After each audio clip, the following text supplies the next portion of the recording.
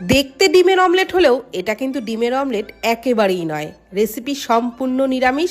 তো আপনারা নিরামিষ দিন হোক বা যে কোনো দিন এই রেসিপি ট্রাই করতে পারেন। ভাত, রুটি, পরোটা সব কিছুর সাথেই খেতে দারুণ লাগে। তো এই রেসিপির জন্য 1 কাপ বড় দানার সয়াবিন লবণ জলে সিদ্ধ করে নিয়েছিলাম। তারপর ঠান্ডা জলে কিছুক্ষণ ভিজিয়ে রেখে জলটাকে ভালো করে নিংড়ে সয়াবিনগুলোকে আরেকটি পাত্রের মধ্যে নিয়ে নিলাম। এইবার সয়াবিনগুলোকে মিক্সির জারেতে নিয়ে একটু দানা দানা করে পেস্টটা তৈরি করে নিয়েছি। সয়াবিনের পেস্টটা একটা পাত্রের মধ্যে ঢেলে নিলাম। এবার ওর মধ্যে দিয়ে দিচ্ছি 4 চামচ টক দই, দিয়ে দিচ্ছি কাশ্মীরি লঙ্কার গুঁড়ো 1/2 চামচ মতো। আর এর মধ্যে কিছুই দেব না, দই আর লঙ্কার গুঁড়ো দিয়েই ভালো করে সয়াবিনটাকে মাখিয়ে নেব।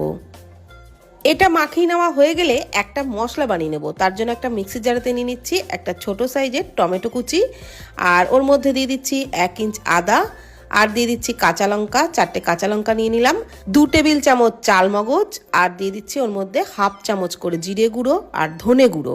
অল্প পরিমাণ জল দিয়ে সমস্ত মশলার একদম মিহি পেস্ট তৈরি করে নেব। মশলার পেস্টটা একেবারেই রেডি হয়ে গেছে। আর এই মশলাটা আমি দুভাবে ব্যবহার করব, সেই জন্যই একটু বেশি করে বানালাম। কড়াইয়ে সর্ষের তেলের মধ্যে দিয়ে দিলাম 1/2 চামচ গোটা জিরে। তারপর ওই মশলার পেস্টটা যেটা তৈরি করে রেখেছিলাম সেটা 1/2 কাপের থেকে একটু কম পরিমাণে দিলাম, পরিমাণ মতো লবণ, 1/2 চামচ হলুদ গুঁড়ো দিয়ে খুব ভালো করে মশলা কষিয়ে নেব। তো যতটা মশলা তৈরি করেছি তার হাফের থেকে একটু কম পরিমাণে এখন ব্যবহার করলাম, আর হাফের বেশি পরিমাণে আমি কিন্তু রান্নায় পরে ব্যবহার করব। তো মশলার থেকে দেখুন একদম তেল ছেড়ে দিয়েছে, মশলা ভালো করে কষিয়ে নেওয়া হয়ে গেছে। এখন আমি মাখিয়ে নেওয়া দই আর লঙ্কার গুঁড়ো দিয়ে যে মাখিয়ে নিয়েছিলাম সেই সয়াবিনের পেস্টটা দিয়ে দিলাম। সয়াবিন দিয়ে খুব ভালো করে সমস্ত মশলার সাথে ভেজে নেব। সয়াবিন একটু ভালো করেই ভেজে নিতে হবে, সয়াবিনের কাঁচা গন্ধ থাকলে কিন্তু এই রেসিপিটা খেতে একদমই ভালো লাগবে না। তো এখন কিছুক্ষণ ভেজে নেওয়ার পর দিয়ে দিলাম একটা ছোট সাইজের আলু সিদ্ধ করে নিয়েছিলাম, হাত দিয়ে একটু ভেঙেই দিলাম। একদম ম্যাশ করে দেওয়ার দরকার নেই, আলুটা একটু গোটা গোটা থাকলে খেতে কিন্তু দারুণ লাগবে। তো আলু দিয়েও 1 মিনিট মতো একটু নেড়েচেড়ে নিয়েছি। এইবার দিয়ে দিচ্ছি 100 গ্রাম পনির গ্রেট করে।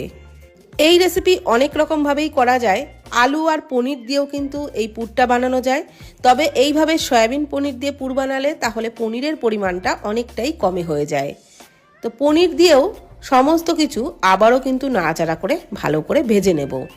পনিরটা যাতে একেবারেই কাঁচা না থাকে, তো সেই কারণে একটু ভালো করে ভেজে নিলাম। তারপর 1/2 চামচ চিনি আর 1/2 চামচ গরম মশলার গুঁড়ো দিয়ে নাড়াচাড়া করে আরও একটু ভাজা ভাজা করে নিচ্ছি। পুরটা একটু ভালো করে রান্না করলে পুরের টেস্টটাও ভালো হবে, আর তারপর রেসিপির স্বাদটাও ভালো হবে।